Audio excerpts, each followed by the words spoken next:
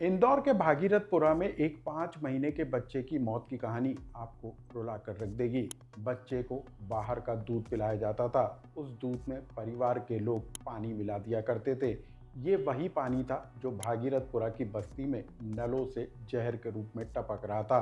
Sewage का पानी नलों के साथ आ रहा था और इसी दूषित पानी को दूध के साथ मिलाकर बच्चे को पिलाया जा रहा था और उसके वजह से बच्चे की जान चली गई। भागीरथपुरा में अब तक दूषित पानी पीने से 9 लोगों की जान जाने की खबर है। लेकिन सिर्फ कहानी इतनी भर नहीं है। जब ये पूरा मामला चल रहा था उस दौरान जिम्मेदार जनप्रतिनिधि और अफसर कहीं झूला झूल रहे थे तो कहीं भोजन पार्टी में भोजन परोस रहे थे।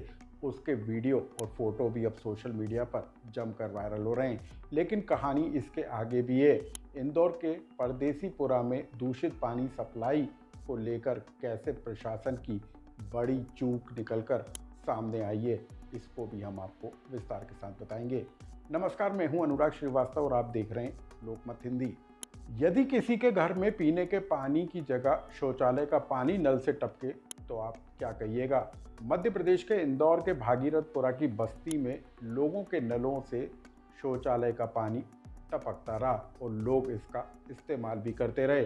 पानी का बार बार इस्तेमाल करने के कारण लोगों को उल्टी, दस्त और बुखार की शिकायत हुई। कई लोगों को अस्पताल में भर्ती कराया गया।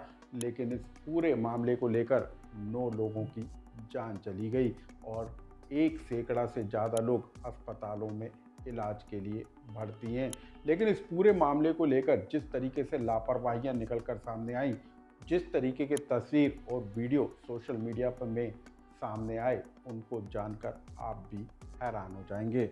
इंदौर के भागीरथपुरा में लोगों का गुस्सा उफान पर है और इसके पीछे वजह भागीरथपुरा में बीते कई दिनों से दूषित पानी की सप्लाई होना है। जहां पर शौचालय बना था उसी के नीचे पानी के पीने की लाइन डली हुई थी और शौचालय का पानी पीने की पाइपलाइन के साथ मिलकर लोगों के घरों तक पहुंच रहा था। लोग इसका इस्तेमाल कर रहे थे और उसके बाद लोगों की तबीयत बिगड़ने लगी। उल्टी, दस्त, बुखार जैसी शिकायतों के बाद लोगों को अस्पताल में भर्ती कराया गया, जिनमें से 9 लोगों की अब तक जान जाने की खबर है। इनमें एक बुजुर्ग नंदलाल पाल भी हैं, जिन्हें निजी अस्पताल में इलाज के दौरान दम तोड़ दिया। डॉक्टरों ने तो इसे कार्डियक अरेस्ट बताया, लेकिन परिवार के लोगों का कहना था कि दूषित पानी के सेवन के कारण ही नंदलाल पाल की मौत हो गई। हालांकि इस घटना के बाद सीवेज के पानी की सप्लाई को रोक दिया गया और टैंकरों से पानी की सप्लाई की गई। लेकिन जब तक ये कदम उठाए गए तब तक सैकड़ों की संख्या में लोग बीमार हो गए। बताया जा रहा है कि 1000 से ज़्यादा लोगों को दूषित पानी पीने के कारण उल्टी, दस्त, बुखार की शिकायत हुई और अभी भी 100 से ज़्यादा लोग निजी अस्पताल, सरकारी अस्पताल में इलाज के लिए भर्ती हैं। लेकिन अब इस पूरे मामले को लेकर जो कुछ हम आपको बताने वाले हैं उसको जानकर भी आप हैरान हो जाएंगे। इंदौर के भागीरथपुरा में जब लोग पीने के पानी की समस्या से जूझ रहे थे, सीवेज का पानी पीने को मजबूर थे, तब जिम्मेदार या तो झूला झूल रहे थे या फिर भोजन कार्यक्रम में भोजन परोस रहे थे। जनप्रतिनिधि और जल कार्य विभाग के अफसर के जो वीडियो सोशल मीडिया पर वायरल हो रहे हैं उसे जानकर आप भी हैरान हो जाएंगे। इलाके के पार्षद कमल वागले जो झूला झुलाते हुए दिखाई दे रहे हैं। दूसरे फोटो में जल कार्य प्रभारी बबलू शर्मा आपको भोजन कार्यक्रम में भोजन परोसते हुए नजर आ रहे हैं। जब इन अफसरों और जनप्रतिनिधियों की जिम्मेदारी लोगों को साफ पानी देने की थी, तब कुछ इस तरीके से ये जनप्रतिनिधि और अफसर अपने व्यक्तिगत कार्यक्रमों में मशगूल नजर आए और इसके वीडियो और फोटो अब सोशल मीडिया पर जमकर वायरल हो रहे हैं, जिसको लेकर लोग तरह तरह के रिएक्शन देकर सवाल खड़े कर रहे हैं। अब इस वीडियो को देख लीजिए। जब ये पूरा का पूरा मामला खुलासा हुआ तो राजनीति भी तेज हो गई। कांग्रेस के नेता और कार्यकर्ताओं ने हाथ में चूड़ी लेकर जनप्रतिनिधि और जो जल कार्य विभाग के अधिकारी हैं उनके खिलाफ विरोध प्रदर्शन कर दिया। इधर दूसरी तरफ इंदौर के महापौर पुष्यमित्र भार्गव ने इस पूरे मामले में उच्च स्तरीय जांच कर बड़ी कार्रवाई करने की बात कही।